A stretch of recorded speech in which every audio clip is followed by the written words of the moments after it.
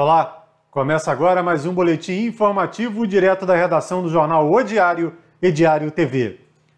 A Polícia Militar fez mais uma grande apreensão de drogas no bairro de São Pedro, em um complexo que vem sendo chamado de PPR, Perpétuo, Pimentel e Rosário. Esse complexo, entre aspas, como vem sendo chamado, envolve essas três comunidades onde o tráfico de drogas tem sido motivo de muita preocupação, não só para a Polícia Militar, mas também para as pessoas de bem que residem nesses três bairros. Esse material aí, 530 pinos de cocaína, todo esse material foi encontrado em uma área de mata na comunidade do Perpétuo. Porém, existe a informação que essa droga seria distribuída entre as três localidades do bairro de São Pedro. A apreensão foi feita pela equipe do Patamo da Polícia Militar, iniciou com o pessoal da Patamo, do subtenente Michel, que chegou a perseguir aí um grupo acusado de envolvimento com o tráfico, mas eles fugiram para uma área de mata, visto que essas três comunidades ali, Perpétuo, Pimentel e Rosário, ficam na encosta da Serra dos Cavalos, tem muitos acessos para esse morro e por esse local eles conseguiram fugir. A equipe do DPO São Pedro e também a P2, a Polícia Reservada, essas duas equipes foram acionadas para dar apoio, fizeram incursões aí nessas três comunidades, elas têm muitas ligações além da Serra dos Cavalos, aí vielas, becos que permitem ligação entre elas, mas ninguém foi encontrado. O material foi recolhido e apresentado na 110ª Delegacia de Polícia, onde ficou apreendido. A PM pede sempre que a população contribua com o trabalho da corporação. Afinal de contas, temos uma cidade muito grande, quase 190 mil habitantes já, e o nosso quartel não tem efetivo suficiente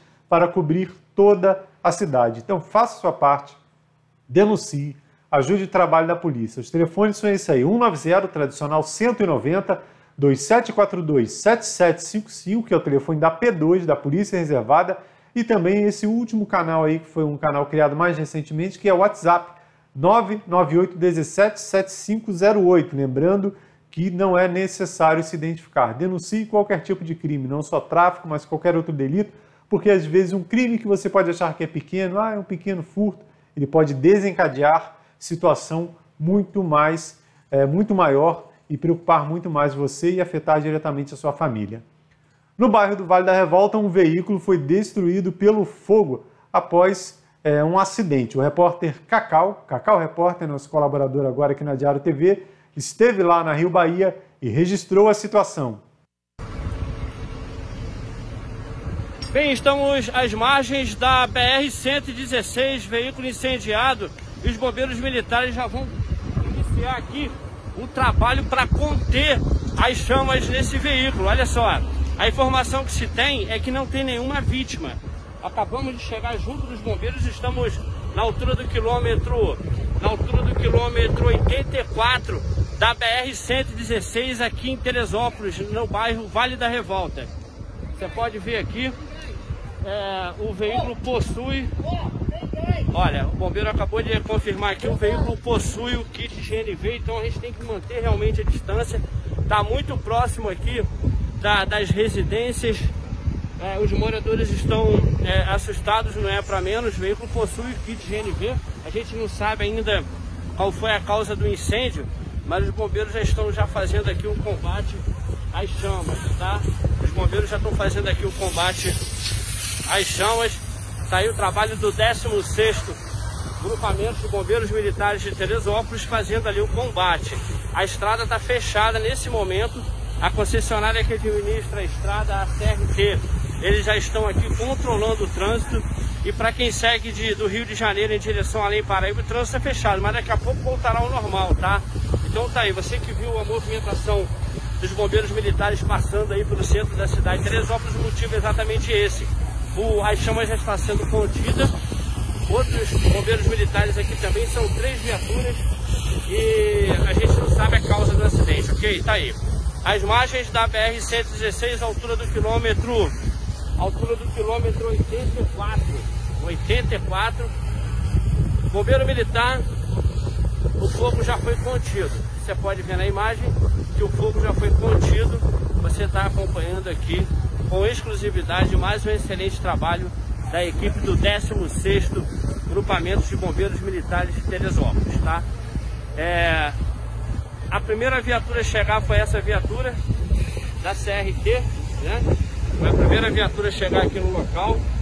Nós vamos continuar mostrando aqui, mas as chamas já foram contidas, como você pode ver na imagem. Vou mostrar aqui, ó.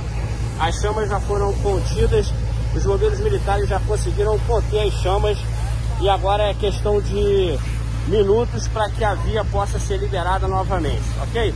Então, mais uma vez, você que ouviu os bombeiros passando pelo bairro do Bom Retiro, pela Tenente Luiz Meirelles, no centro da cidade, exatamente o motivo é esse. Exatamente o motivo é esse. Veículo em chamas. Fogo contido, a pista já vai ser liberada. Agora, nesse momento, a pista já vai ser liberada. Os bombeiros estão mantendo a distância porque o veículo possui o kit GNV. Graças a Deus, ninguém se feriu. Aproveitando a estrada Rio-Bahia, vamos descer a serra para falar dos municípios de Guapimirim e Magé, que nesta quinta-feira receberam a visita do governador em exercício, Cláudio Castro, anunciando investimentos na área de saúde. Para Magé, serão 15 milhões para reativar a antiga Casa de Saúde Nossa Senhora da Piedade.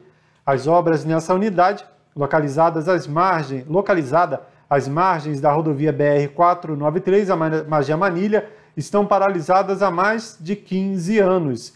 E depois de Magé, o Cláudio Castro esteve em Guapimirim, recebido aí pela prefeita Marina Rocha, onde ele anunciou o repasse de 4 milhões e 300 mil para reformas do Hospital Municipal José Rebelo de Melo. E também em Guapimirim foi assinado um novo convênio com a prefeitura para a concessão de um vale social para as pessoas portadoras de doenças crônicas que precisem fazer tratamento em outras cidades. Esse benefício permite gratuidade no transporte público. Notícia boa, né? Guapimirim e Magé recebendo aí 15 milhões para reativar a Casa de Saúde. E a gente lembra da história da nossa Casa de Saúde, né? Por muitos anos, o Teresopolitano sonhou com aquele prédio sendo reativado, sendo transformado em um hospital municipal. Isso não aconteceu. Um ex-prefeito, inclusive, que tinha solução para a saúde quando estava fora do cargo, quando ele estava lá na prefeitura, ele não conseguia resolver, mas fora do cargo ele sempre tinha solução.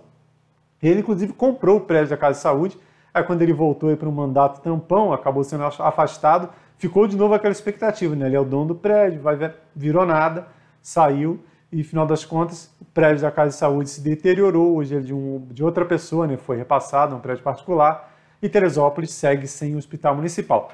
Falando nisso, nos últimos dias, os teresopolitanos aí ficaram assustados com um grande volume de ambulâncias circulando pela cidade. Mas o que são essas ambulâncias? Para onde elas estão indo? Que tipo de pacientes? Segundo apurado, pacientes com Covid-19. A cidade não tem mais leitos de UTI, estamos no vermelho novamente e dependemos do sistema de regulação do governo do estado. Apareceu uma vaga em em Duque de Caxias, leva paciente. Apareceu vaga em Petrópolis, leva paciente. Volta Redonda, leva paciente. Nas redes sociais estão circulando alguns vídeos dessas transferências. Olha só esse flagrante aí feito lá no Hospital São José, em Duque de Caxias. Gente, a coisa é séria. Eu estou aqui no Hospital São José de Duque de Caxias. Só agora chegou 1, 2, 3, 4 ambulâncias de Teresópolis, olha. Teresópolis.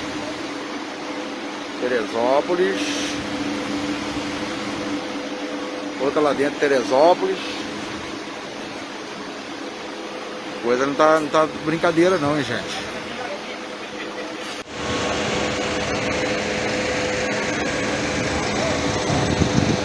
Essas imagens aí circularam bastante mesmo nas redes sociais, muita gente falando, até questionando essa transferência, mas a verdade é, se não tem leito, é necessário ir para outros municípios. Nesse caso aí, o Hospital São José, em Duque de Caxias, porém também estão sendo transferidos aí pacientes para Petrópolis, 5 pacientes de Teresópolis aí estão em um hospital de Petrópolis e também Nova Friburgo, segundo informações das secretarias de saúde desses dois municípios.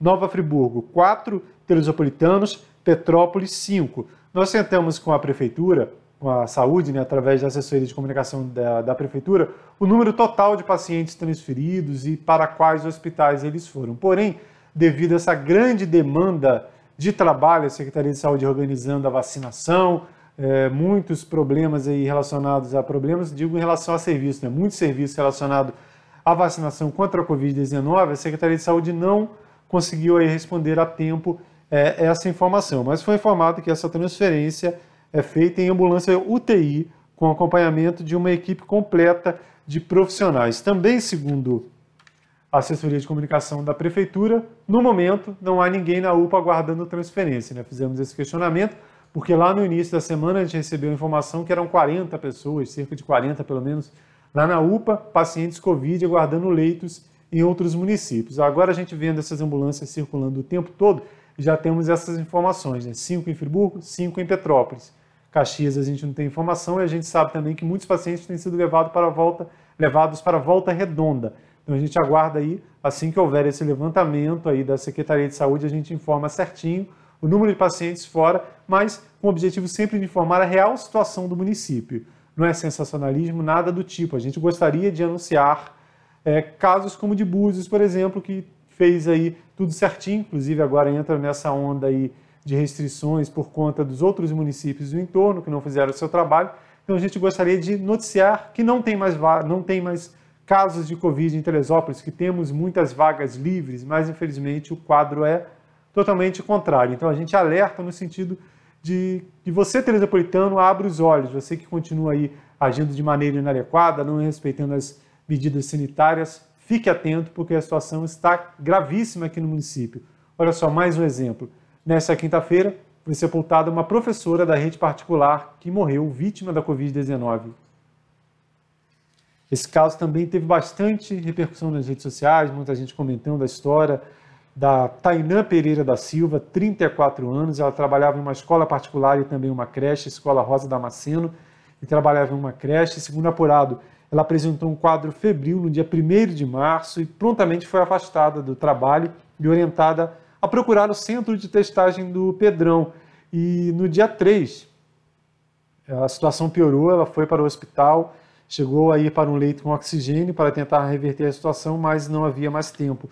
A Tainã teve 2 paradas cardíacas e não resistiu. A escola, né, divulgou uma nota nas redes sociais falando que fará a sanitização do espaço, ficou temporariamente fechado, e o CEP divulgou uma nota cobrando o posicionamento do governo municipal, né? Apesar de ser uma escola particular, nesse caso específico, cobrou um posicionamento do governo municipal em relação à volta às aulas. A gente publica essa nota, esse posicionamento, em nossa página, netdiario.com.br, e também em nossa próxima versão digital do jornal.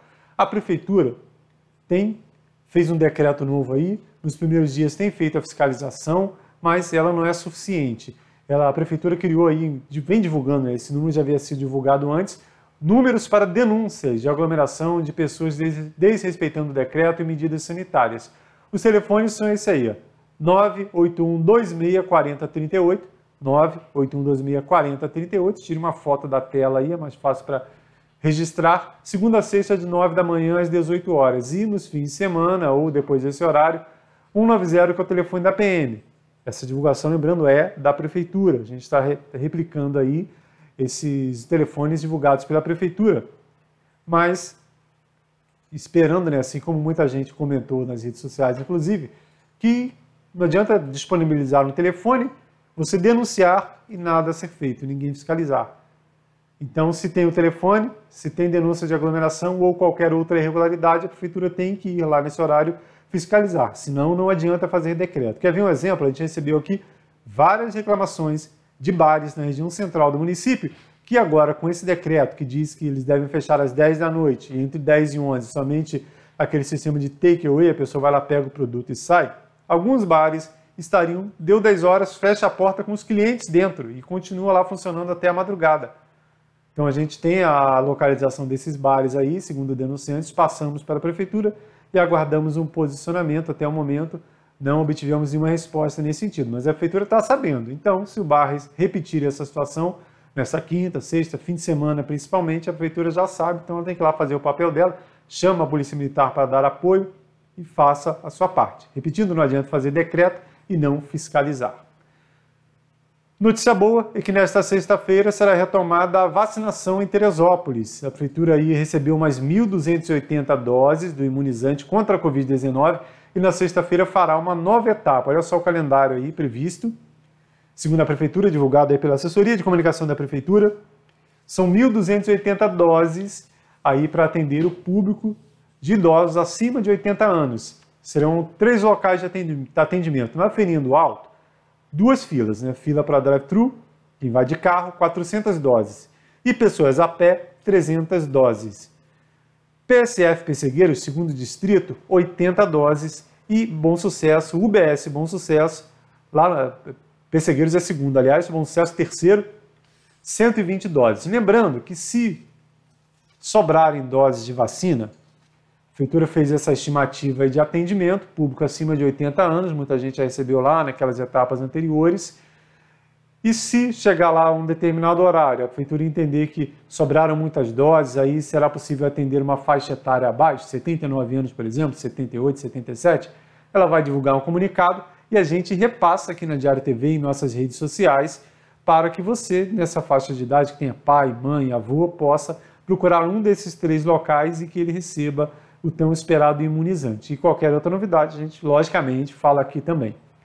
Outra notícia interessante nessa área é que o prefeito Vinícius Clausen assinou aí um consórcio, né? Assinou a participação do município em um consórcio para a aquisição de vacinas. É uma adesão, né, que os municípios vêm fazendo a um projeto do Ministério aí da Saúde, onde os municípios podem adquirir vacinas. Porém, ele assinou, está aí o Vinícius Clausen assinando, essa participação no consórcio para a compra de vacinas, porém, segundo fala aqui do próprio prefeito, através de nota encaminhada para a nossa redação.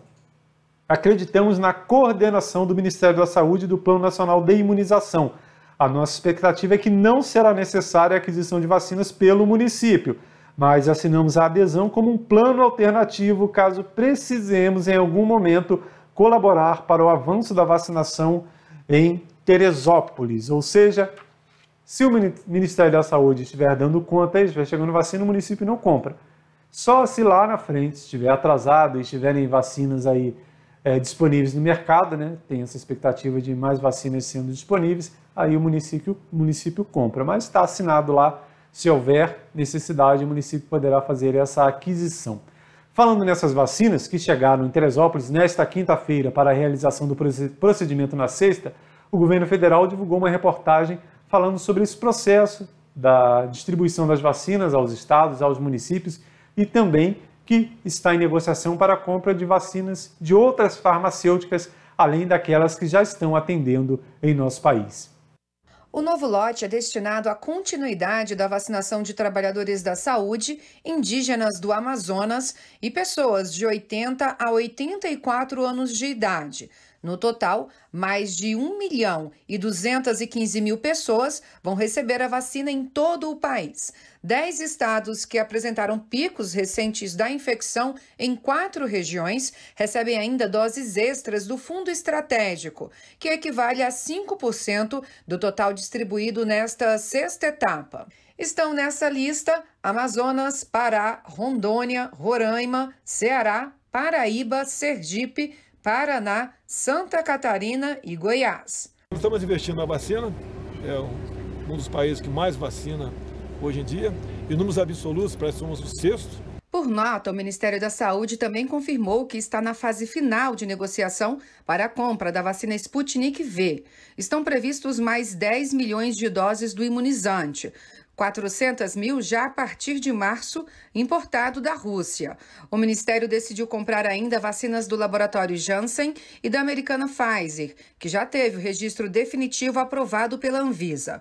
Os contratos devem ser assinados nos próximos dias. A proposta de cronograma que está sendo apresentada para nós, ela é uma boa proposta e a partir de agora a gente segue nos trâmites de fazer esse contrato o mais rápido possível. O governo federal destinou ainda quase 450 milhões de reais para o custeio de centros comunitários de referência e centros de atendimento para o enfrentamento da Covid-19 de mais de 2.000 municípios. E o Ministério da Saúde também anunciou o envio de reforço para o Distrito Sanitário Especial Indígena Yanomami. A equipe, composta por um médico, uma pediatra, 3 enfermeiros e uma técnica de enfermagem, deve atender cerca de 500 indígenas até domingo, dia 7 de março.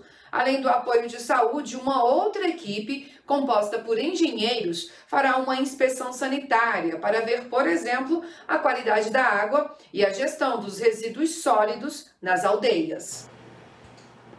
A Prefeitura, através da Secretaria de Obras, iniciou um trabalho de reparos na Casa da Memória, Casa Arthur Dalmasso, que é uma das sedes da Secretaria Municipal de Cultura.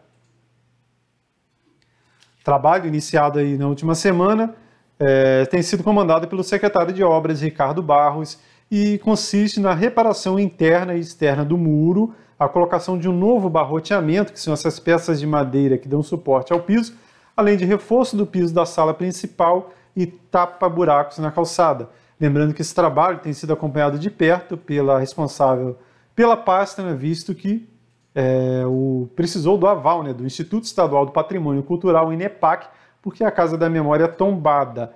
Então não pode ser feito qualquer tipo de obra, deve ser seguido um critério técnico, então fica aí um registro desse trabalho, né, dentro dos trâmites que se espera, né, um dos poucos prédios antigos aí que a gente tem no centro da cidade que guarda um pouquinho da nossa história. Infelizmente, Teresópolis é bem diferente de Petrópolis, né? A situação por lá, você passeia na história quando circula pelo centro de Petrópolis, por aqui muito pouco de outros tempos ficou de pé. E falando de história, vamos ao quadro Foto do Dia, com o historiador e jornalista Vanderlei Pérez, que sempre nos brinda com um presente lá do acervo do Promemória. Olá, Vanderlei, qual é a foto do dia? A nossa foto do dia é uma imagem da hospedaria de Três Córregos. Fotografia guardada no Fundo Sumavielli do Promemória Teresópolis. O Fundo Sumavielli, ele representa para o Promemória as fotografias, documentos, mapas guardados pelo médico Antônio Sumavielli do Museu Mamute, que foi doado ao José Pereira e à Isa Pereira, nossos amigos, e eles deixaram então na guarda do Promemória todo esse rico material. Essa fotografia da hospedaria é muito interessante porque é um ângulo inédito, uma fotografia de muito boa qualidade, e a hospedaria em si é talvez o prédio mais histórico da região de Teresópolis, porque ela remonta a 1750, um pouquinho mais, de antes ainda da estrada passar pela Serra dos Órgãos, quando o caminho para Teresópolis era no sentido subindo o Rio Preto para chegar no Planalto, ou então subindo o Subaio, passando por Canoas e chegando a Três Córregos, em direção a Sapucaia, Mar de Espanha, que era um caminho que seguia Galho para Minas, em direção a Levi Gasparian, Juiz de Fora, né? E as cidades de Minas do Ouro, e também as cidades de Minas do Café.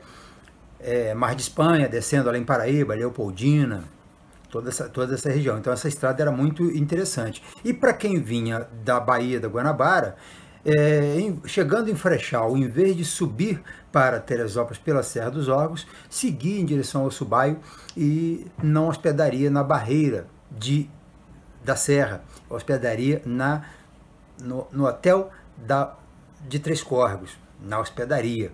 E essa construção interessante da época de Tiradentes, inclusive, Tiradentes, quando veio fazer incursão pela região dos Sertões Proibidos, atrás de Mão de Luva e aqueles bandidos da época do roubo do ouro, a memória oral é de que ele se hospedava nessa hospedaria de Três Córregos. Mas, como o homem tem esse prazer de destruir as coisas, ou derrubar desnecessariamente, esse casarão foi derrubado em 1968 para liberar a margem da estrada Rio-Bahia, no trecho Teresópolis além Paraíba, que estava sendo construído. Não havia necessidade, porque a estrada passava ao lado, e então esse casarão foi destruído. E no local dele, o terreno foi ocupado por algumas pessoas que estavam querendo fazer a ocupação desse terreno. Bom, isso em 1968. Em 74 foi inaugurado então o trecho Teresópolis além Paraíba, da estrada da Rio-Bahia, e a gente tem de memória desse casarão, dessa hospedaria de Três Córregos, apenas a fotografia e a certeza de que era sim um grande e interessante sítio histórico essa construção. É isso.